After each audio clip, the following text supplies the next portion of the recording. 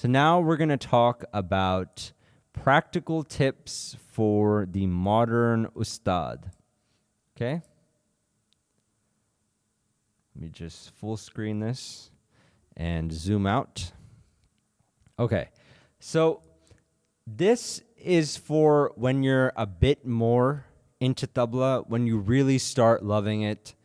If you're just starting out and you were able to do everything in this document, I would be just blown away. In fact, I would love to talk to you. If you are someone that sees all this and you can do all this just starting out, please write to me and tell me who you are. I'd love to know you. All right. So this is really for people that want to go really deep with tabla playing.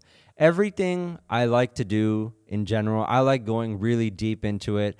I don't like just doing the surface level of really anything. So this is kind of a deeper approach to tabla, lifestyle changes and things that'll just really help your practice, and it really won't take much time or effort if you do these things. So let me just get right to it. So one personal note is, even though I love tabla quite a bit, as you guys can tell, there have been challenges, and I've wondered, hey, I have the material, I have the time, why am I not practicing? Why am I not motivated? What's happening? I have injuries, this and that. So there have been a lot of challenges, as there are in almost every tabla player's life. But I've made some realizations now. I started when I was 5 or 6 years old. I'm about to turn 31, so I've had a good bit of time kind of understanding the challenges and how to kind of overcome them. Okay, so the first thing, and this is kind of a lifestyle thing. Namaste, Jayant. Hope you're doing well.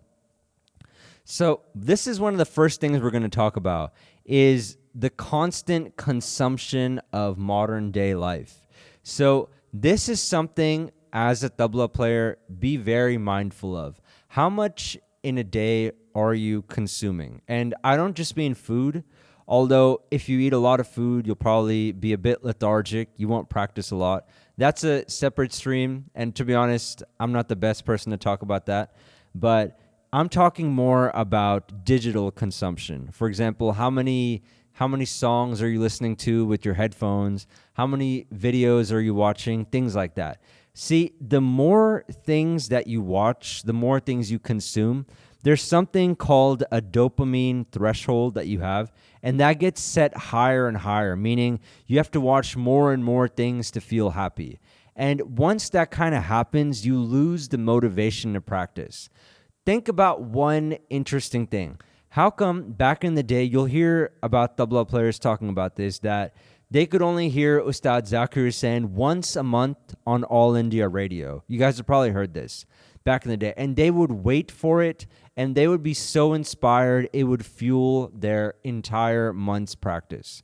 But now you can literally watch Ustad Zakir Hussain all day, every day, all of his solos. But there are less people playing at that level. It's because once you start watching, you just kind of keep watching, and actually sitting down with your instrument doesn't seem that entertaining. So you have to be very mindful of your consumption, basically. And of course, a little sprinkle of science. Dopamine is involved in reward. And the thing is with tabla, when you practice, and let's say you've been watching a lot of content, you'll play, but you won't get that feeling of reward. So if you just kind of consume a little bit less, meaning listen to maybe less songs, watch a little bit less content, your practice will be a lot better. And there's one other thing about tabla playing, is there's some things in life where as soon as you start them, there's so much fun. For example, watching TV or video games, things like that. As soon as you start, you have a lot of fun. But in the long run, they take your time and they don't really give anything back. Tabla playing is something that in the beginning, maybe it's not the easiest thing to really love, but as you get into it in the back end, it gives so much that, to be honest, it gives so much. That's the whole reason I even started this channel. So that's the first thing. Now, the second thing is the power of silence. And this ties in exactly into point number one. So I went on a walk this morning, and every person I saw had their headphones in, and there's nothing really wrong with that. I'm not really against technology or anything like that. To be honest, I love technology. And but the point I'm trying to make here is that there has to be periods of silence for you to kind of really listen to the things around you. Think about the different tabla compositions we hear. We have something called rela with the sounds like, things like that, which is rela came from rail. So the train. So that was tabla players. They didn't have YouTube back then. They would just listen to the things around them and get inspired by that. And that's how they would come up with different compositions. So there has to be some silence in your life. It just can't be all day podcasts and all day music. For a long time, the entire last year, I basically lived like that. That there was no moment of silence. It was always some content just always playing. So that was one thing. And the other thing about always listening to other music is you get very influenced by it. You've probably seen the trend of all these tabla covers on YouTube. One person hears another person do it, then they feel like doing it. And by the way, I'm someone that has uploaded a few covers in my day as well. Not anymore, but I have. And it's all because I see one person, I see they're getting a lot of views, and then I want to do that. So if you keep listening to things all day, you lose your originality. So that's another thing. All right. So let's say, you really want to go deep with this. You really want to take this to the next level. You're understanding that silence gives you both depth and originality. Then this is something I just did last month, December 10th to 20th. And what I was really impressed to hear is that there was other people on this channel that learn. They were also doing this as well. So I was super impressed. And that is basically Vipassana. And I would never believe that I'd be recommending this, but as far as understanding silence and improving just your tabla playing, this is game changing. And I know it seems like, how? I'm just sitting around and, I'm not practicing, but just try it. And once you're done with it, the power of silence will just be yours. Your playing will have so much more depth to it. And not only that, you'll become much less consumptive, meaning you'll be more someone that likes to do things constructive rather than just consume all the time. So this right here, absolute game changer. So yes, Vipassana helped me train internal silence, noticing distraction clearly and returning again and again. The point isn't forcing focus, it's building the skill of coming back. Yes, we already talked about the dopamine threshold as well. You don't want it too high, meaning, it takes a lot for you to enjoy things. Otherwise, it'll be very hard to enjoy practicing tabla. All right? And I already said this as well. Tabla may not be as stimulating when you first start, but later on, it gives back in abundance. All right? Okay, so next we'll talk about actual practice and how you can make that frictionless. So one thing you want to do is when you are starting to get into tabla more, don't keep your tabla in a closet, in a bag somewhere where it takes you 15 minutes to take it out, undo the covers, set it up. Keep it somewhere with the covers on it that you'll see often, and make it so that you can start anytime within a minute or two. Don't even too much worry if you're just starting out about if it's in tune. You can do that in the middle of your practice.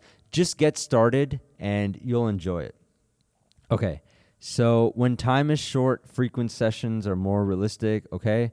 And yes, environmental cues make behaviors easier to repeat. I tried to make all of this as practical as possible, so I put in bits of, studies and things like that to kind of make it more practical, like I just said. Okay, next is Lehra and apps. Okay, now this is something that, again, most of last year, actually almost all of last year, I didn't have even one practice without a Lehra. Every practice needed a Lehra, and guess what? The Lehra was the opening to my phone, my messages, my YouTube app, all sorts of things that I would do once I was on my phone. It was just a distraction.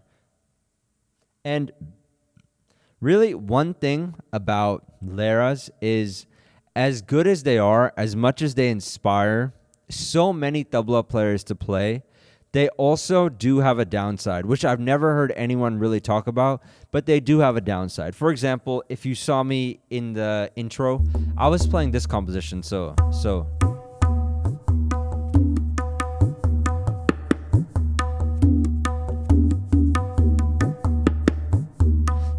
I was playing that, and then I felt the need to slow down. So I felt my baya could be louder. It could be, do you see that? Like that. Even louder than I was playing. If I had a Lehra, I'd have to pick my hand up off the tabla, change the tempo, and then see, wait, is this too fast? Is this too slow?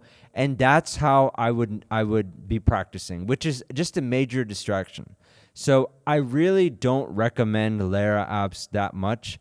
If you do want to use one, I recommend Lehra Box because it's just a 16-beat metronome. And I believe in the chat yesterday we were talking about a metronome. Try this app, Lehra Box. It's not free. I think it costs a few dollars here, not much. But it is the best Lehra if you are going to use one. Don't use one where, you know, it's a beautiful sarangi, although that is fun if you're on stage. If you have a performance, then use a Lehra like that. But then with that, you set it, you have to tune to it. It's just a waste of time. And most of today, what I'm saying is for, I said, the modern Ustad. And in modern day, we're busy. We have a lot of things going on. We don't have all the time in the world to really, you know, just be endlessly practicing. So this is to make your practicing as efficient as possible. All right. And yes, silence is a legitimate training tool. It strengthens the internal lay and listening.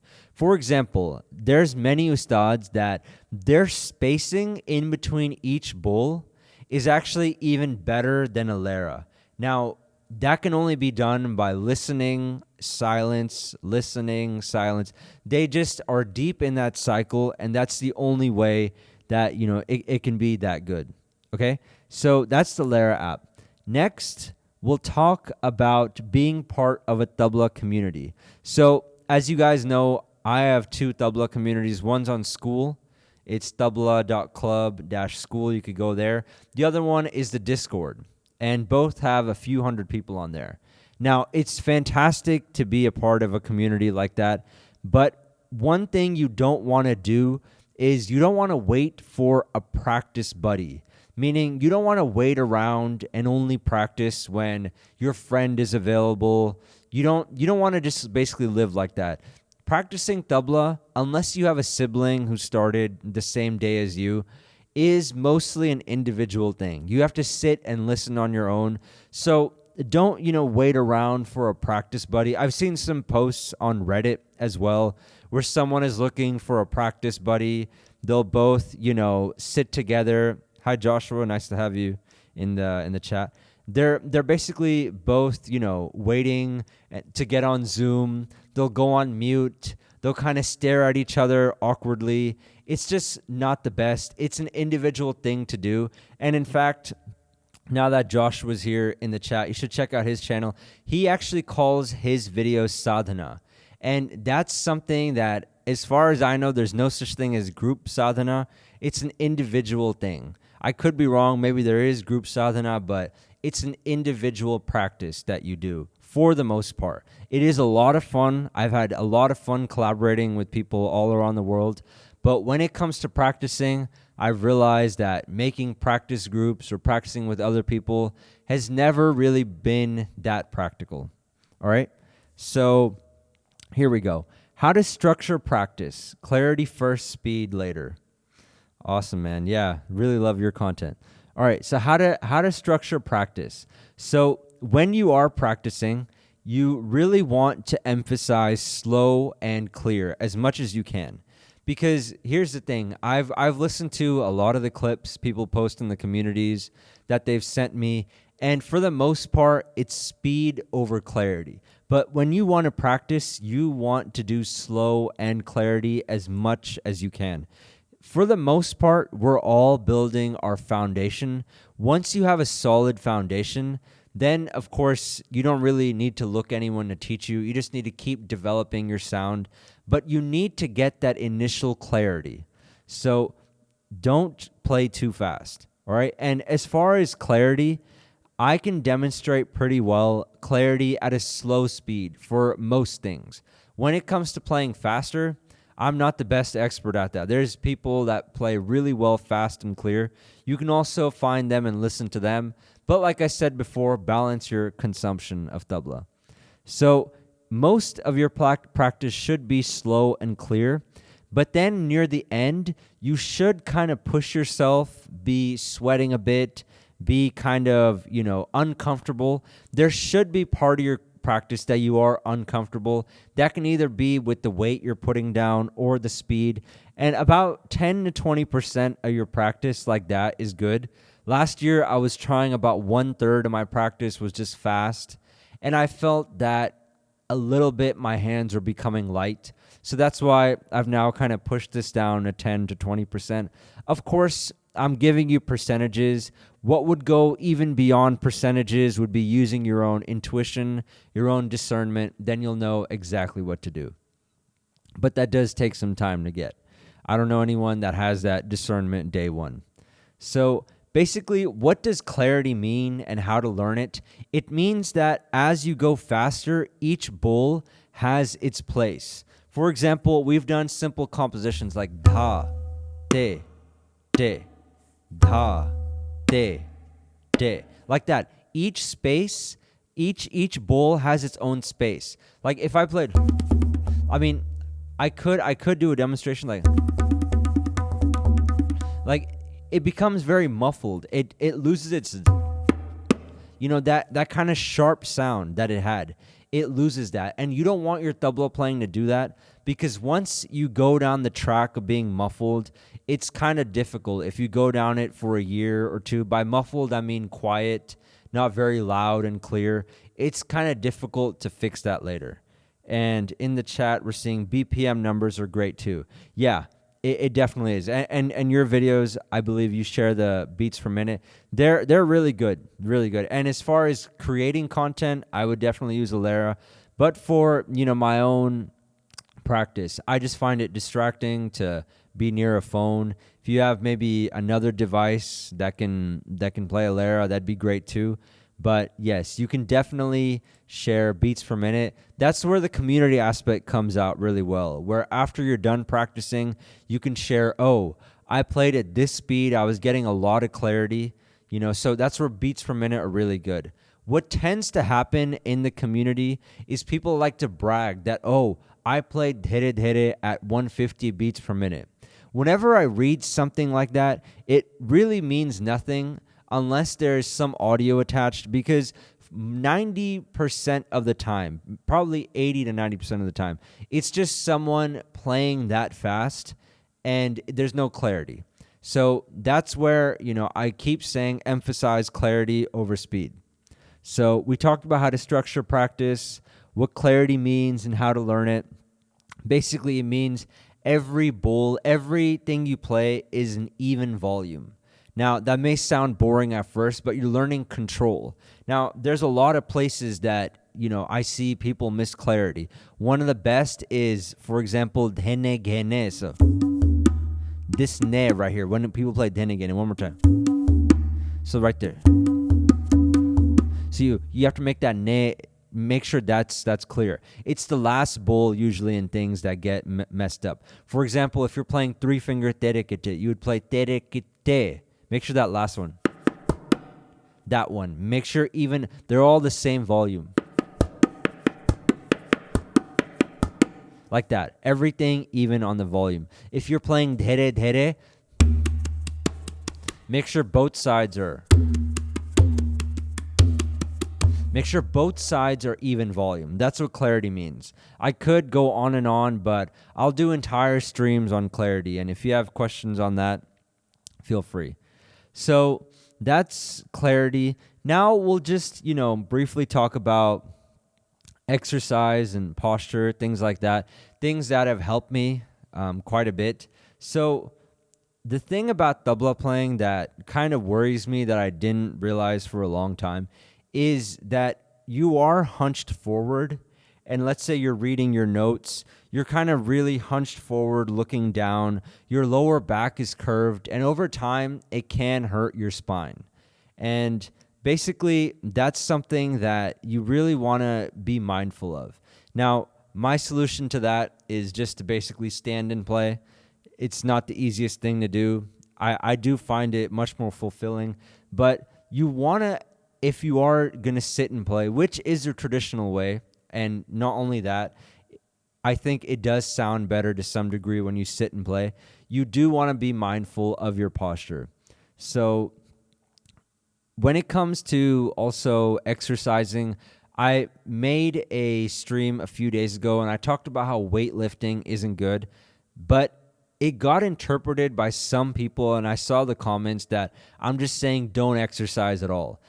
My point was anything that you grip really hard will tense up your forearm, and that'll kind of make it difficult for you to play tabla properly and fast. And by the way, there's a lot of other ways to train. You guys can look that up. This isn't a fitness channel. I'm no real expert at that. But one great way to train would be, and this comes from Indian culture, mace bell. We call that the gada. Or there's also something called the Indian swinging club. Now, I can briefly just look up the Indian swinging club so you guys have an idea. I was going to bring mine, but let's see. Indian swinging club. Let's see what comes up. Yes. So things like this right here. These were, I don't know how well you guys can see that, but basically these are things you swing for your shoulder, and they are so good at training the shoulder and the back. Yes, look at how much this is. I don't know how well you guys see this, but look at how much this will open up your shoulder, your back. Really important for tabla playing right there.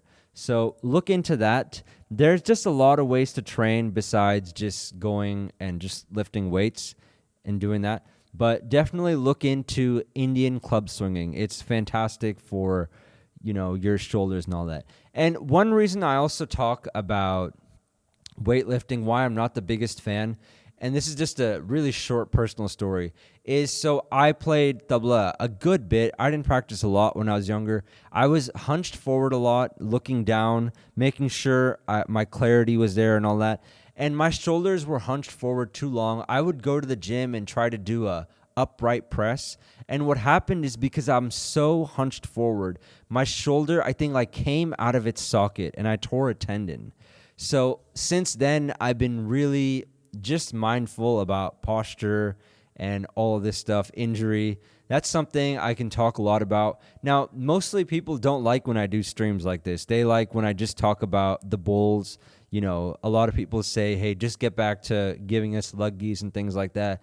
But when you've had your shoulder tendon tear, and it was right before my Manch Pravesh, my recital, and that recital was with Pandit Ramesh Mishra. I was 17. That was a very stressful time in my life. So if someone had made content about fixing your shoulder for tabla playing, Indian club swinging, all that stuff, I would have been very grateful. So mobility work matters right here. We talked about already the Gada and Indian swinging clubs. Excellent for your shoulder. And yeah, a short bout of Indian club swinging has been studied for acute changes in shoulder mobility and strength. And there's this study if you want to look into that. So really important for your shoulder and taking care of yourself. And as far as playing tabla, if you do, go heavier on the Indian club swinging, it'll really help with your baya. I've heard a lot of tabla players in Banaras with really sweet bayas. They did a lot of this kind of wrestling and kind of mace bell, gada, things like that. And their baya has come out really strong and really well. The baya has a lot to do with the rear delt and the back, so it would help with that. But again, this is more for if you want to go deeper. If you're just starting out, just worry about 1, 2, cut, and all that stuff. You can add this in later. It's a good tip just in general. So there's that. Lastly, and I think this is the last point I'm making, more about posture. Yes, here's where I was going to say I tore a shoulder tendon weightlifting, and it was very stressful. Sleeping on the floor also, and I know just some of the stuff I'm saying. Oh, can I tell about Chilla, 41 days of practice? Okay, now that is deeper than I have gone. At some point, I would love to do that, but that right there is good.